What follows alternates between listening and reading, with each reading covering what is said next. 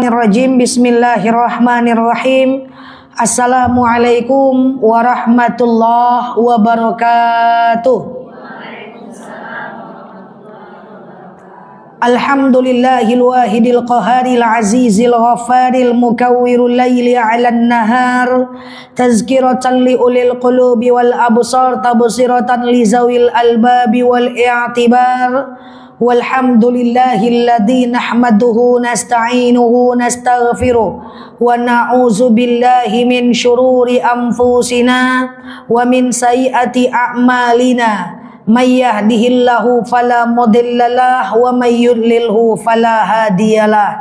Nashhadu an la ilaha illallah, nashhadu anna Muhammadan abduhu rasuluh, la nabiyya ba'dah, amma ba'd. Ibu-ibu yang karena Allah, sebelum kita mulai kajian kita berdoa kepada Allah, semoga siapapun kita yang hadir dalam majelis ini, insya Allah Allah sehatkan badan kita, Allah kuatkan jasad kita, Allah tambah ruh keimanan kita, Allah luaskan rezeki kita, Allah angkat segala masalah kita, Allah jauhkan kita dari orang-orang zalim, Allah matikan kita dalam keadaan husnul khatimah, amin. Allahumma amin. Salatan salaman daimaini mutalazimaini ala nabiyyina Muhammad ibn Abdillah. Salawat salam kita hadiahkan kepada baginda Nabi. Allahumma salli ala Muhammad wa ala ali Muhammad. Ibu-ibu semua sehat? Alhamdulillah. Baik, saya awali dengan menjawab pertanyaan daripada ibu. Tadi ibu bertanya tentang kalau sholat tahajud 4 rakaat atau duha 4 rakaat itu 2 kali salam atau 1 kali salam, begitu ya? Baik, ibu-ibu, kalau sholat 4 rakaat, misalnya sholat duha 4 rakaat, sholat rawatib sebelum zuhur 4 rakaat, atau pengen sholat rawatib setelah zuhur 4 rakaat, atau pengen tahajud 4 rakaat, atau misalnya pengen sholat hajat 4 rakaat, atau pengen sholat, pokoknya kalau sholat sunnah 4 rakaat gitu ya, itu bisa dilakukan dengan 2 cara. Yang pertama 4 rakaat 2 kali salam boleh.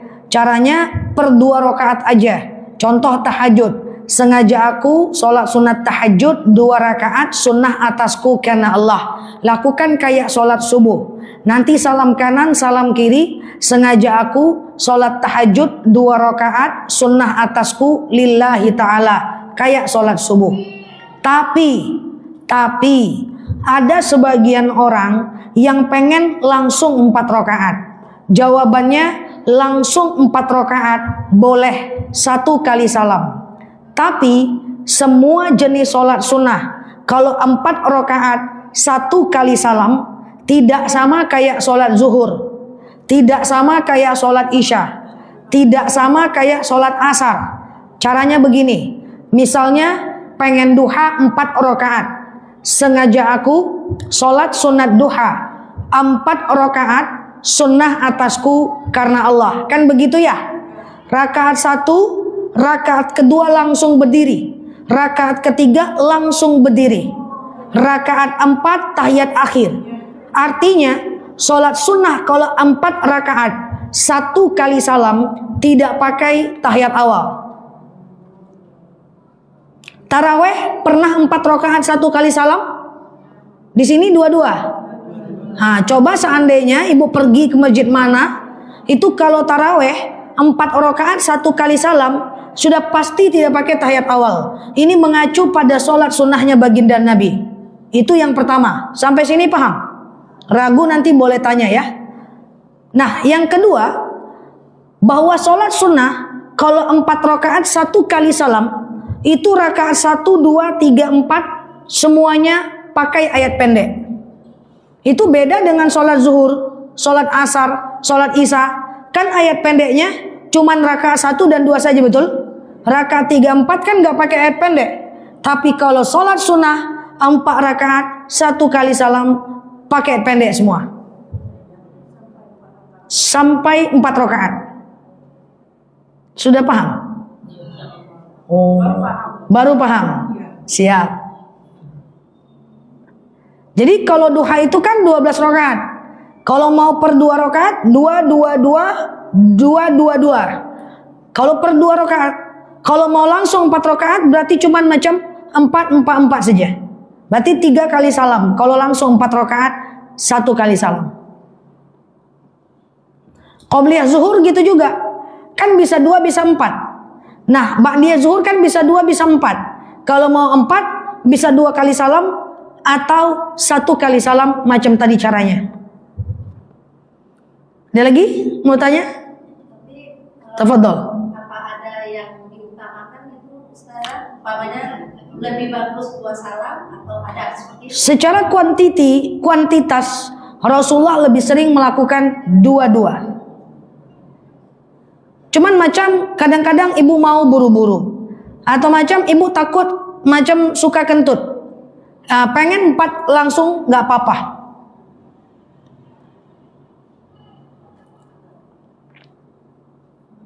Terdiam. Oke, gitu ya. Ada lagi ragu? Yang lain? Silakan. Satu lagi, sholat sunat taubat, saya ada mendengar itu ayatnya harus kuliah kafirun ya. Baik, kita jelaskan. Baik. Jadi ada pertanyaan seperti ini, Ustazah, saya pernah dengar sholat taubat katanya harus al-kafirun, begitu? Saya jelaskan. Sholat itu ada rukun, ada keutamaan. Saya ambil contoh. Sholat duha, rakaat pertama asyams, rakaat kedua ad-duha. Sholat taubat, al-kafirun. Sholat awwabin, al-ikhlas 6 kali, al-falaq 1 kali, an-nas 1 kali. Itu semua cuman keanjuran, bukan kewajiban. Jadi kalau katanya harus, salah dong. Tak baca ayat pendek pun gak apa-apa sholat taubat. Yang penting Al-Fatihah dibaca. Jadi kadang-kadang ketika ada yang menyampaikan ceramah, dia bilang macam ini, silakan sholat duha 2 rakaat. Rakaat pertama harus asyams, rakaat kedua harus ad-duha. Akhirnya jemaahnya nganggap, wah aku gak paham ad-duha, gak usah aja lah sholat duha. Banyak banget orang yang gak sholat duha karena merasa tidak hafal surat ad-duha, betul? Nah, jadi saya luruskan, tidak harus. Itu cuman anjuran, keutamaan. Makanya dalam bicara hukum, kita hanya boleh bicara makruh, sunnah, wajib, mubah, wajib, haram, makruh, sunnah, mubah. Jadi kalau saya bilangnya gini, dia lebih oke, lebih paham. Contoh, rakaat pertama sangat disunahkan baca asyams dan sangat dianjurkan baca ad-duha. Orang langsung paham, oh cuman dianjurkan. Berarti kalau kul aja nggak apa-apa nih, jelas kan? Tapi kalau cuman statement rakaat pertama asyams, rakaat kedua ad-duha, jemaah yang macam baru belajar bingung, wah saya nggak hafal ini.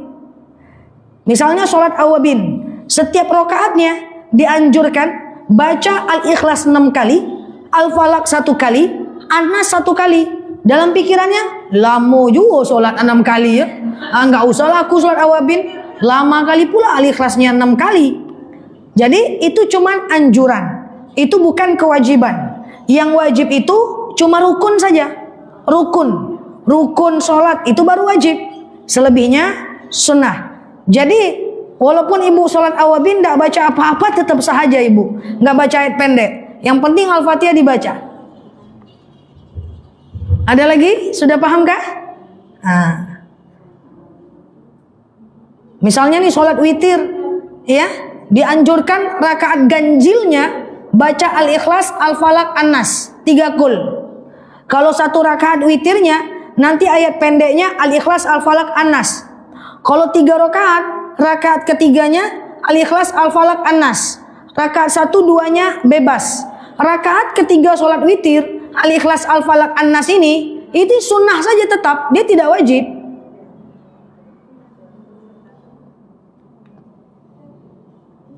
Oke? Ada lagi ragu?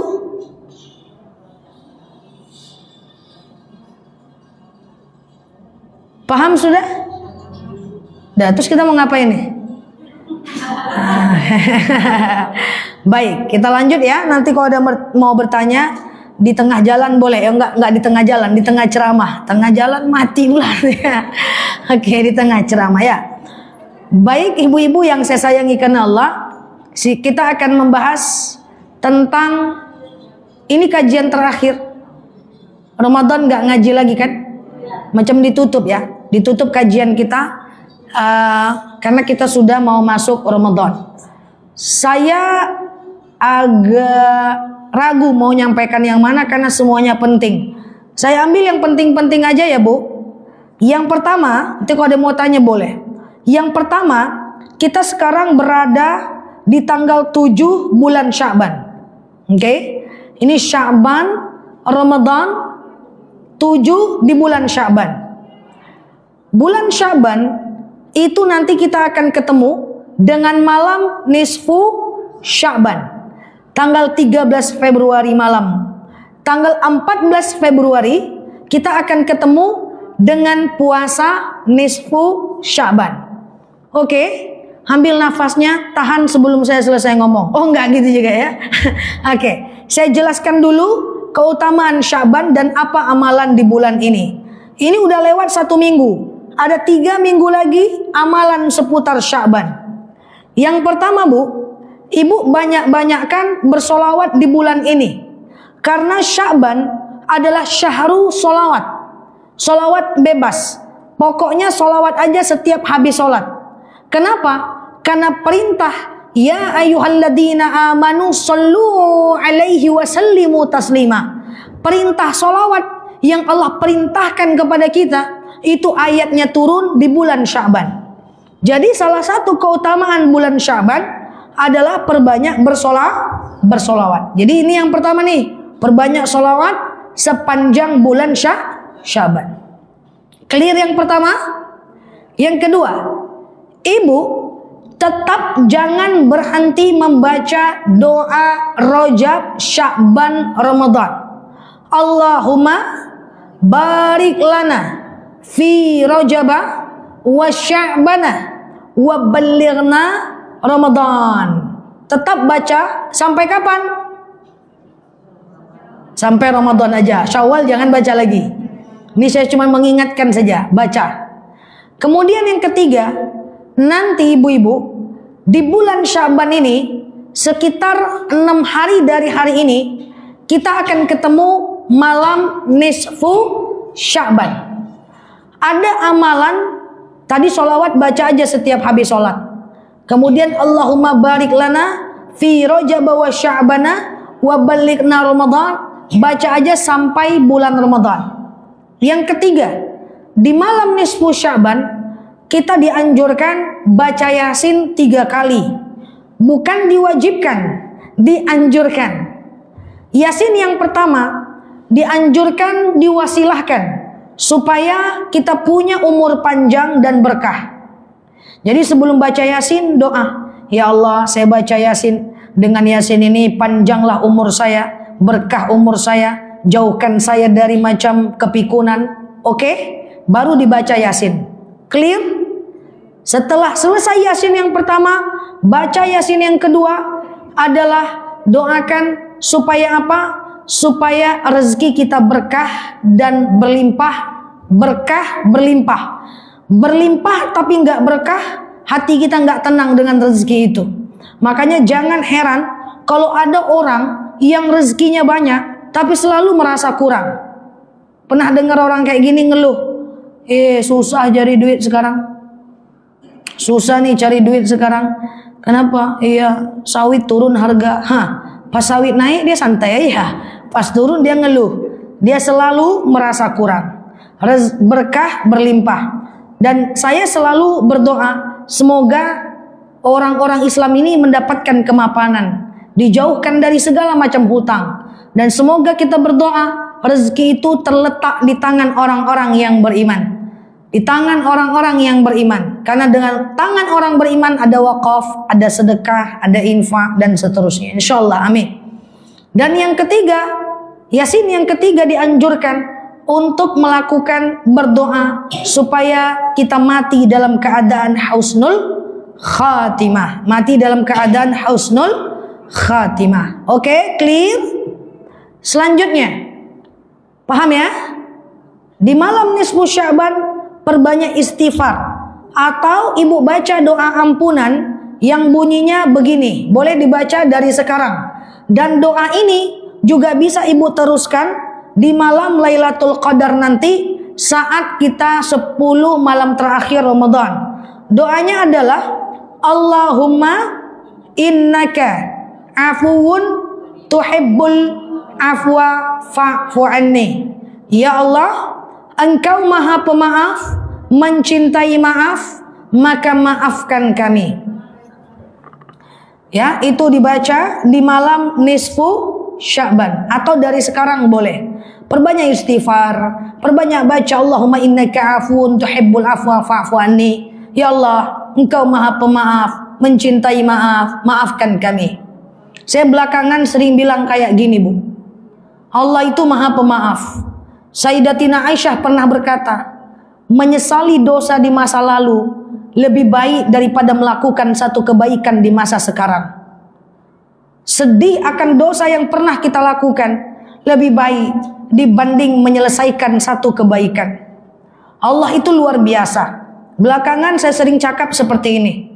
Kalau manusia menunggu kita berbuat salah, saat lidah kita tergelincir, saat kita salah, orang-orang yang gak suka sama kita akan dia tunggu saat kita jatuh, dan dia akan berusaha untuk lebih menjatuhkannya lagi. Dia tunggu. Tapi Allah, kalau kita salah, kita khilaf, Allah juga nunggu. Tapi bedanya, Allah menunggu kita bertaubat dan kembali kepadanya. Beda, Bu, sama-sama nunggu, Bu. Tapi Allah akan menunggu kita bertaubat. Maka jangan ragu lagi. Banyak yang nanya, Ustazah, dosa saya besar. Dosa saya besar, diampunkan gak? Diampunkan gak? Allah itu justru nunggu. Kemarin teman offline saya nelpon, Nel, dosaku banyak, diampunkan gak nih? Allah nunggu kamu. Kenapa saya berani bilang Allah nunggu kamu bertaubat? Innallaha yuhibbut tawwabin wa yuhibbul mutatahhirin. Allah itu suka dengan orang-orang yang bertaubat dan orang-orang yang mensucikan diri. Tenang aja. Innallaha yaghfirudz dzunuba jami'a. Allah akan mengampunkan semua dosa insyaallah. Ya, jadi perbanyaklah istighfar, perbanyak Allahumma innaka afuwun tuhibbul afwa fa'fu anni di bulan Sya'ban. Insyaallah. Clear? Oke, lanjut. Ibu-ibu, sebentar lagi kita akan masuk Ramadan. Ini penting. Ibu nggak baca Yasin 3 kali di malam nisfu Sya'ban, nggak apa-apa. Ibu misalnya nggak memperbanyak puasa sunnah di bulan Sya'ban, nggak apa-apa, itu sunnah. Tapi yang poin sekarang yang mau saya sampaikan, wajib hukumnya. Apa itu? Stop segala bentuk permusuhan dengan manusia. Nah, ini wajib nih. Nggak usah baca Yasin udah, tapi ini selesaikan ini. Ibaratnya seperti itu. Karena kenapa? Ada dalil yang mengancam kita, Bu. Ancaman Allah, ya. Kam min sa'imin.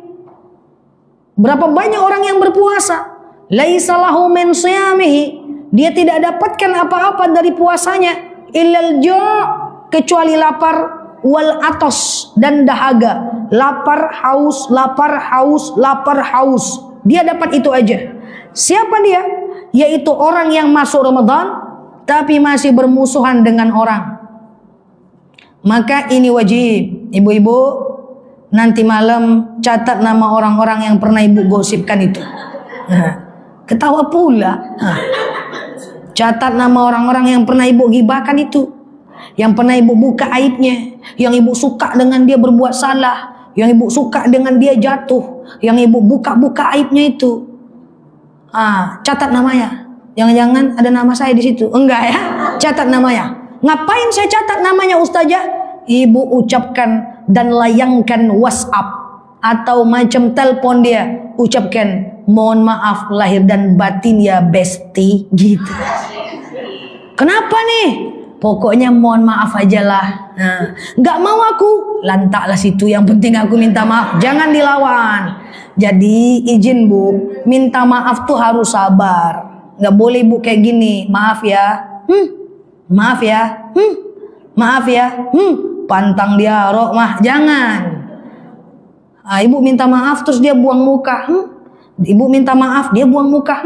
Ibu belum lagi dimaafkan udah ceritain pula ke orang. Woi, nggak usah minta maaf sama dia lagi, bikin sakit hati. Nah, jangan bu. Jadi minta maaf aja, jangan bikin dosa lagi.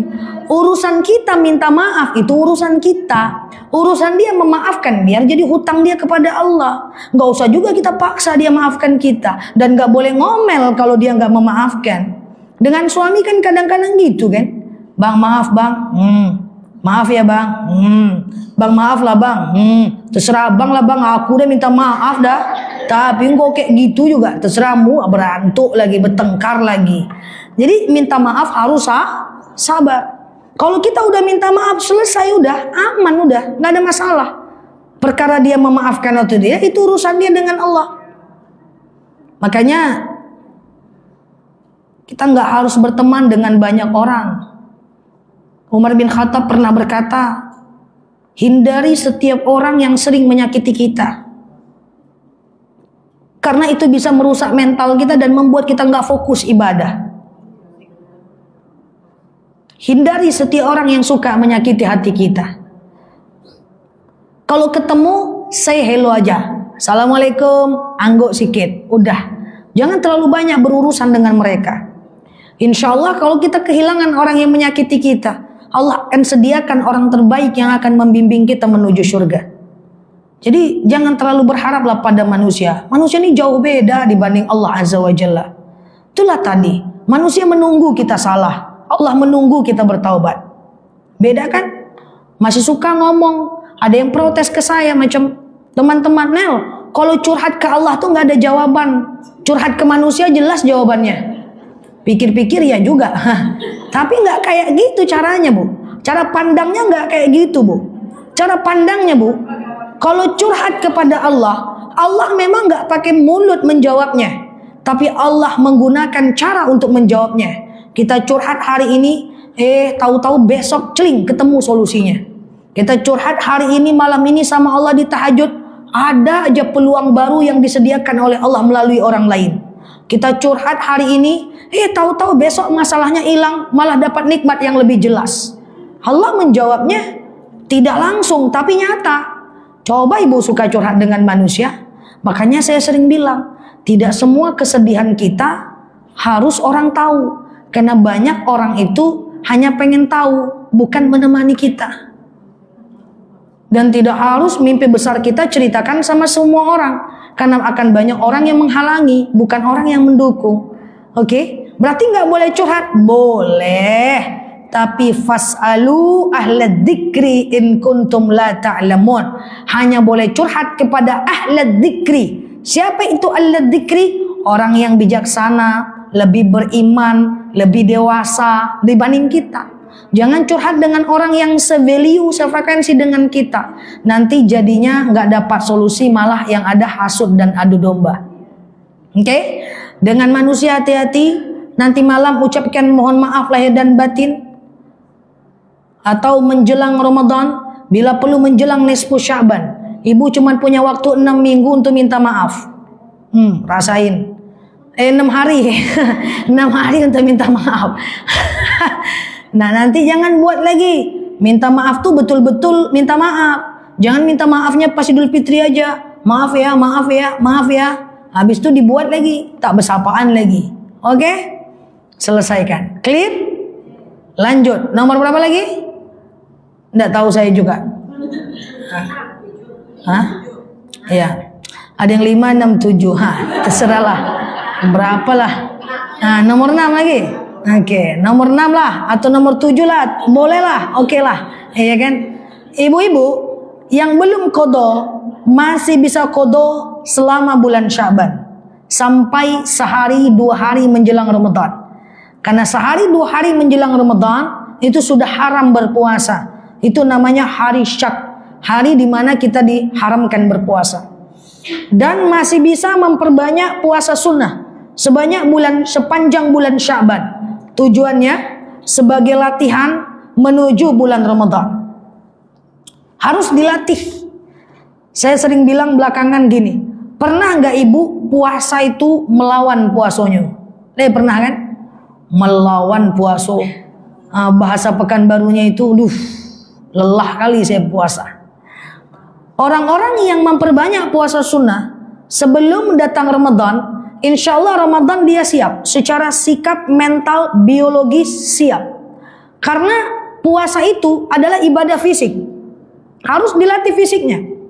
Nggak sekedar iman. Sering bilang, siapapun yang mendengarkan saya ini, coba diamalkan. Kalau ibu mau umroh 2 bulan lagi, jalan kakilah dari sekarang setiap pagi. Latih lutut nih untuk jalan kaki. Jalan kaki terus setiap pagi. Karena kalau ibu nggak pernah jalan kaki, itu nanti kalau ibu pergi ke Mekah, tawaf dan sa'i, mantap rasa lututnya bu. Tawaf masih kuat lah ya kan. Sa'i langsung goyang lututnya. Karena nggak terbiasa ototnya. Tegang otot. Kalaupun bisa karena semangat, terharu, nyampe Pekanbaru mendemam semua. Karena nggak terbiasa. Makanya kalau macam saya bimbing jemaah umroh, itu ini jujur ya, tapi tidak ada data empiris. Tapi macam saya punya observasi. Jemaah umroh yang kerjanya ke sawah itu lebih kuat dia. Tawaf dia dengan sa'i dia. Tapi kalau ngangak-ngangak saya di rumah latihan. Jadi kalau dia sering ke sawah, ibu kok kuat bu? Saya tiap pagi ke sawah ustazah. Jadi yang suka ke kebun, ke sawah itu dia lebih kuat ya. Ibu ini tidak ada yang ke sawah. Jadi harus jalan pagi-pagi ya. Menyamai orang-orang yang ke sawah itu dilatih. Misalnya ibu mau tahajud juga dilatih kan. Jadi tahajud itu juga bukan ibadah macam ibadah lisan. Dia ibadah fisik. Dekat-dekatkan dulu tahajudnya jelang azan subuh. Jangan baru pertama belajar tahajud jam 2 malam. Habis itu tertidur sampai subuh lewat. Ya, macam mahasiswa saya. Siapa yang tadi malam tahajud? Saya bu. Yang tidak sholat subuh? Saya juga bu. Kenapa nak? Tertidur saya bu. Jadi dekat-dekatkan dulu azan subuh. Misalnya azan subuh jam 4:30. Bangunlah jam 4:10. Masih ada 20 menit. Tahajudlah 2 rakaat. Witirlah 1 rakaat. Jadi kita puas dulu tidurnya. Nanti udah lakukan 40 hari. Udah risau meninggalkan. Ibu baru mundurkan. Gak bisa nggak dilatih. Mau segimanapun iman kita itu soal fisik. Karena ibadah ini ada lisan, ada fisik, ada lisan dan fisik. Contoh, ibadah lisan, zikir, baca Quran, lisan. Fisik itu umroh, fisik itu sholat, puasa. Jadi fisiknya harus dilatih. Makanya Allah lebih suka amalan sedikit, tapi terus daripada banyak, tapi putus. Clear? Jadi perbanyak puasa sunnah, latihan menjelang Ramadan. Cocok? Apalagi selanjutnya, latihanlah menjelang Ramadan, memperbanyak qiyamul lail, memperbanyak sholat malam. Yang tahajudnya ibu 2 rakaat, coba tambah jadi 8 rakaat. Supaya apa? Supaya pas taraweh nanti ibu tidak goyang-goyang. Ini panjang bacaan imam, mengamuk kita. Panjang kali bacaan imam tuh.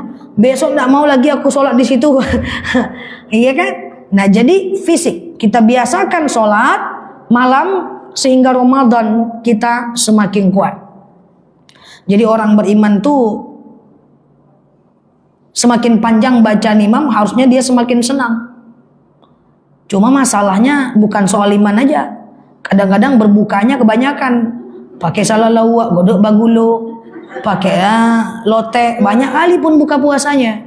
Sehingga pas imam terawih udah bergoyang-goyang lutut itu. Jadi dijaga ya, berbukanya sesuai sunnah. Minum madu sunnah, minum 3 atau 7 kurma sunnah.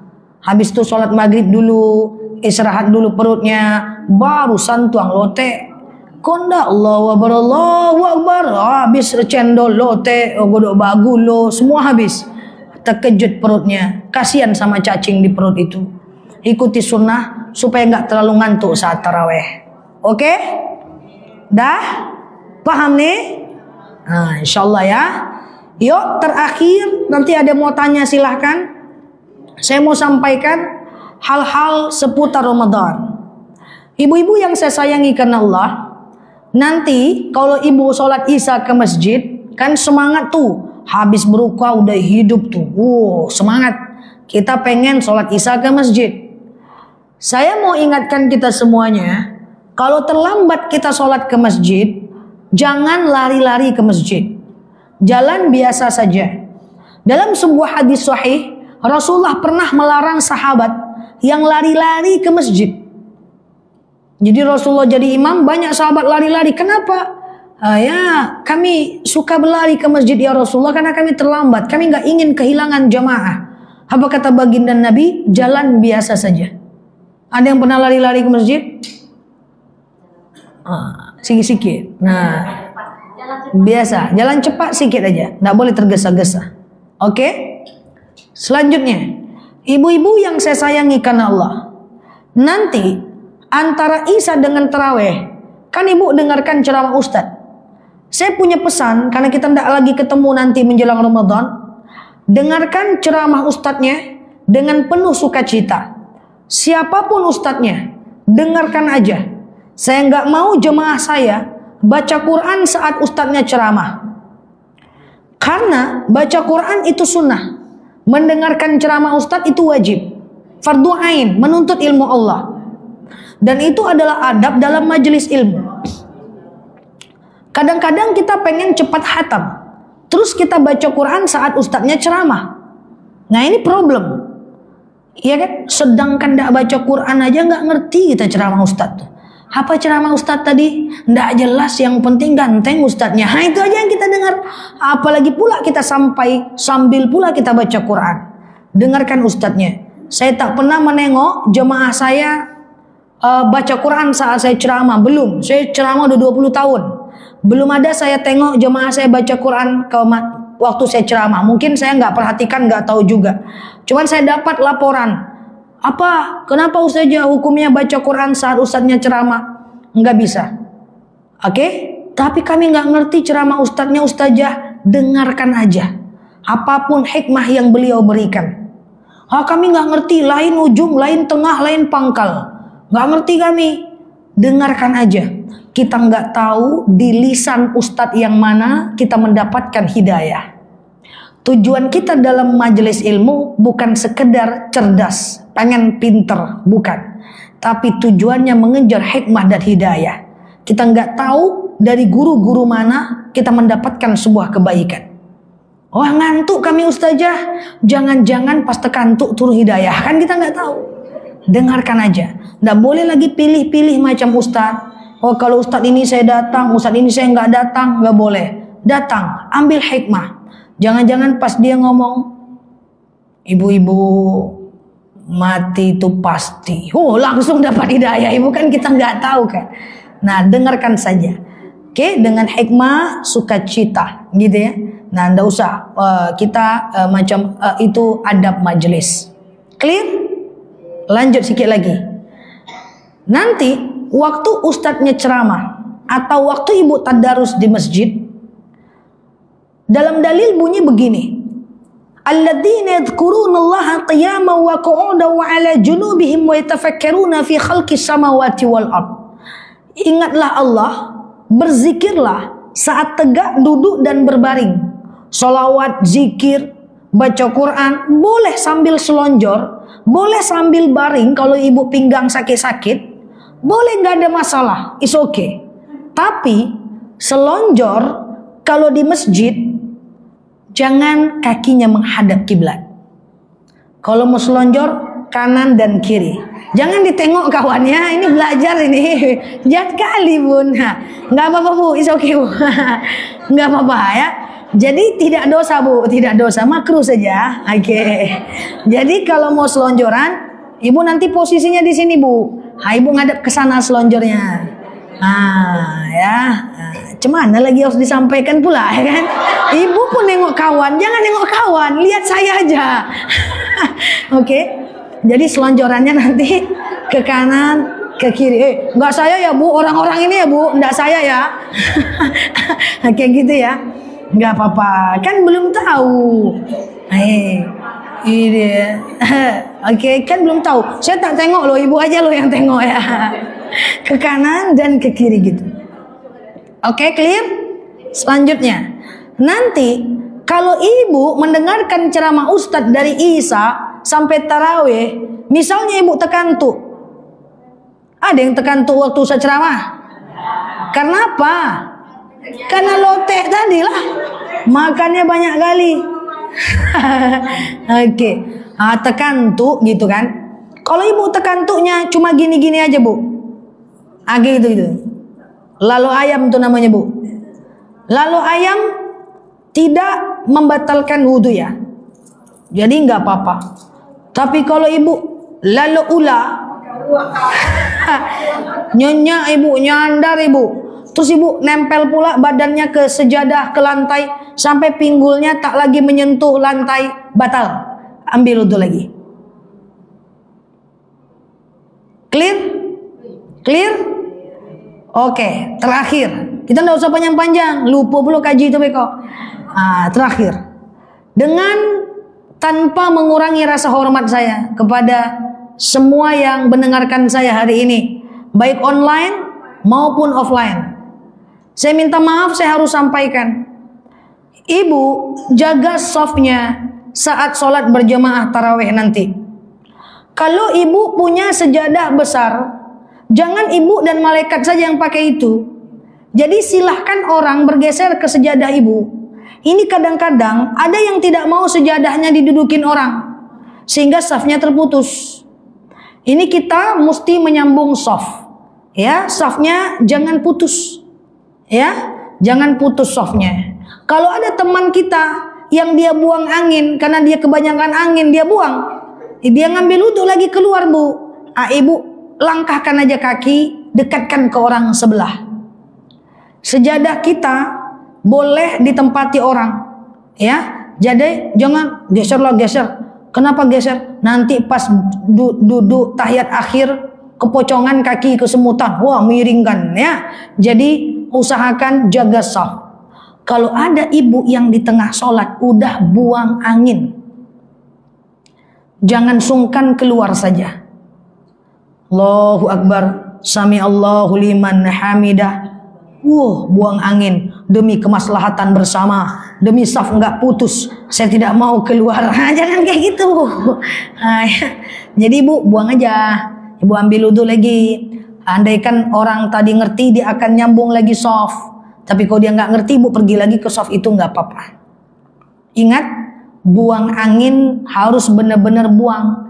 Banyak yang bilang, saya ini ragu, saya udah buang angin nggak ya? Buang angin nggak ya? Udah buang angin nggak ya? Udah kentut nggak? Udah kentut nggak ya? Kentut itu, kalau ibu yakin itu kentut, baru kentut. Kalau cuman perasaan, bukan kentut. Dia kadang-kadang kita nih nggak kentut, tapi merasa-rasa kentut. Kok kayaknya kentut ya? Kok kayaknya kentut? Kentut terus yang dipikirin, ya kan? Habis ngambil itu, kayak kentut ya? Kok kayak kentut ya gitu? Nggak usah dipikir-pikir. Suatu ketika seorang sahabat bertanya kepada baginda Nabi, ya Rasulullah, ash'urut tumata, saya selalu merasa kentut. Apa kata baginda Nabi? Bukan kentut namanya, hatta yasma' sautan aw yajida riha, sampai kau dengar bunyinya atau kau cium baunya. Tapi jangan dicium kali, maksudnya gini Bu, maksud saya. Jangan salah paham, maksudnya gini. Maksudnya bukan kentut kalau kau ragu. Jadi kalau ibu ragu, kentut enggak ya? Kentut enggak ya? Kentut berarti bukan kentut, Bu. Tapi kalau yakin ibu, ini sejatinya kentut original, berarti itu kentut. Oke? Nah, itu penting itu. Jangan sikit-sikit merasa kentut-kentut. Sama dengan ibu suka ragu nih. Udah habis ngambil wudhu, nyampe ke masjid, ibu ragu lagi. Tadi aku udah basuh tangan nggak ya? Tadi udah basuh kepala nggak ya? Atau ibu udah selesai sholat, Assalamualaikum warahmatullah, Assalamualaikum warahmatullah. Tadi aku pakai tayat awal nggak sih? Tadi aku pakai tayat awal nggak sih? Selesai ibadah ada was-was. Pernah? Itu gimana itu? Ada kaidah begini. Asyakku ba'dal fi'li la yu'athir. Ketika kita setelah melakukan sebuah ibadah, asyakku, ragu, ba'dal fi'li, setelah melakukan ibadah, la yu'athir, abaikan. Contoh, lagi ngambil wudhu, nyampe ke kamar, tadi aku udah basuh kaki nggak sih? Tadi bener nggak kakiku membasuhnya kayak gitu ya? Bener nggak ya? Ragu, abaikan. Syaitan. Habis sholat, assalamualaikum warahmatullah, assalamualaikum warahmatullah. Tadi itu aku pakai tahiyat awal nggak ya? Tadi itu aku pakai al-fatihah nggak ya? Abaikan. Habis tawaf, ini setelah aktivitas. Kalau dalam sholatnya ragu ya sujud sawi. Ini setelah sholat nih. Nah, lagi tawaf, udah selesai. Tadi 7 atau 6 ya? 7 atau 6 ya? Abaikan. Kalau lagi melontar jamroh saat haji, tadi 6 atau 7 ya? Setelah melakukan ibadah, abaikan. Oke? Supaya tidak banyak ragu. Karena ini wajahnya wajah ragu semua. Oke. Clear ya? Yang mana? Ragu setelah sholat. Abaikan. Asyakku ba'dal fi'li la yu'athir. Nanti was-was terus. Was-was terus. Nanti terbiasa. Ya? Tafadhol.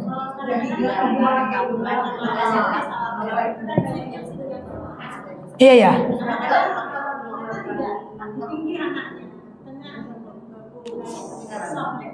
Kalau anak-anak sudah 7 tahun, sudah tamyiz, sudah mumayyiz, nggak masalah dia sholat.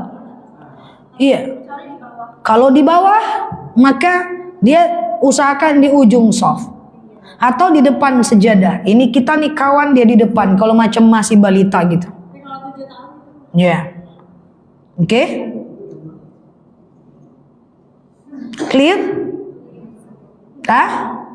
Persiapkan Ramadan, tingkatkan ibadah, selesaikan dengan manusia supaya ibadah kita menjadi enak.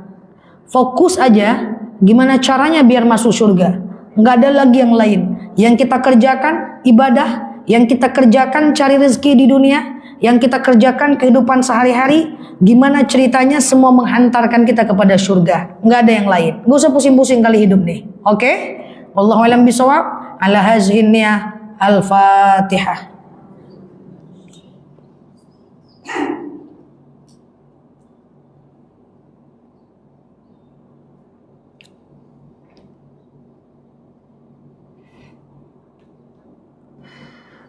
Amin ya Allah, amin ya Rahman, amin amin ya mujibah sailin. Allahumma salli ala Muhammad wa ala ali Muhammad.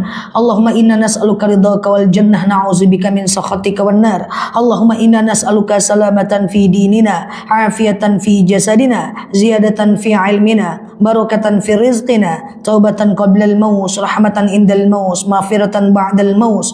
Allahumma hawwin alaina fi sakaratil maut, najatan minan nari wal afwa indal hisab. Allahumma antas salam minkas salam wa ilaika ya'udus salam. Fahayna rabbana bis salam wa dakhalnal jannata darus salam. Tabarakta rabbana wa ta'alaita ya hazal jalal jalali wal ikram. Allahumma inna na'udzubika minal hammi wal hazan, na'udzubika minal ajzi wal kasal, na'udzubika minal jubni wal bukhli, na'udzubika min ghalabati ad-daini wa qahri rijal. Allahumma yassir alaina umurana wa la tu'assir alaina umurana ya rabbal alamin. Allahumma inna na'udzubika kalimatillahi tammati min syarri ma khalaq. Allahumma rabbana hablana minas salihin. Allahumma yassir alaina umurana wa la tu'assir alaina umurana ya rabbal alamin. Allahumma khususan ila arwahi abaina wa ila arwahi ummahatina wa ila arwahi kulli muslimina wal muslimat. Allahumma ja'al qabrahum rawdatan min riyadil jannah wa la taj'al qabrahum huratan min hubarin niran. Allahumma khususan ila arwahi abaina wa ila arwahi ummahatina wa ila arwahi kulli muslimina wal muslimat. Allahumma ighfir lahum warhamhum wa'afi wa'fu anhum wa akrim nuzulahum wa wasi' madkhalahum waghsilhum bil ma'i wasalji wal bara wa naqihim minal khataaya kama yunaqqa sabul abyadu minad danasi wa abdilhum daran khairan min darihim wa ahla khairan min ahlihim ya rabbal alamin. Allahumma innaka afuwun karim tuhibbul afwa fa'fu anna ya karim. Allahumma barik lana fi Rajab wa Sya'ban wa ballighna Ramadan. Allahumma ansur ikhwanana mujahidina fi Palestin. Allahumma ansur ikhwanana mujahidina fi Gaza. Allahumma ansur ikhwanana mujahidina fi Indonesia. Allahumma ansur ikhwanana mujahidina fi kulli makan ya rabbal alamin.